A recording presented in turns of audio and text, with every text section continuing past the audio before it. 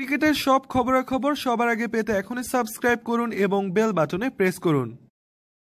প্রথম টি-20 ম্যাচে হারের পর দ্বিতীয় ম্যাচে দারুণভাবে ঘুরে দাঁড়িয়ে জয় তুলে নিয়েছে বাংলাদেশ।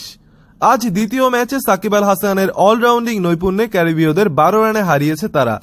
শুরুতে টসে হেরে ব্যাটিংয়ে নেমে বাংলাদেশের শুরুটা হয়েছে অন্যান্য দিনের মতোই। তামিমের সাথে অন্য ওপেনার লিটন দাস 1 রানে এবং 4 নম্বরে নামা সৌম্য সরকার 14 রানে সাধারণ নিয়মে বিদায় নিয়েছে। মাঝখানে ব্যাটিং প্রমোশন পাওয়া মুশফিক 3-এ নেমে আউট হয়েছে 4 রান করেই। এরপর ওয়ানডের মতোই জুটি গড়েন তামিম ও সাকিব। সমান 90 রানের জুটি গড়েন এই দুই তারকা। দলীয় 138 রানের মাথায় 44 বলে 74 রান করে বিদায় নেন তামিম ইকবাল। এরপর বাকিটা সামলে নেন সাকিব আল হাসান। 38 বলে 60 রানের ঝড়ো ইনিংসে দলকে পৌঁছে দেন 171 রানে। এরপর বোলিংয়েও আলো ছড়ান সাকিব আল হাসান।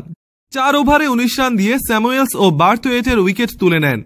মুস্তাফিজুর রহমান 4 ওভারে 50 রান দিয়ে তুলে নেন বিপজ্জনক batsman Evin Lewis, Andrew Russell, Rovman পাওয়েলের উইকেট। আর ওপেনিংয়ে নেমে বাংলাদেশের কাটা হয়ে থাকা ফ্লেচার ও নিচের দিকে থাকা 2 উইকেটের লেজটা মুচড়িয়ে দেন নাজমুল ইসলাম।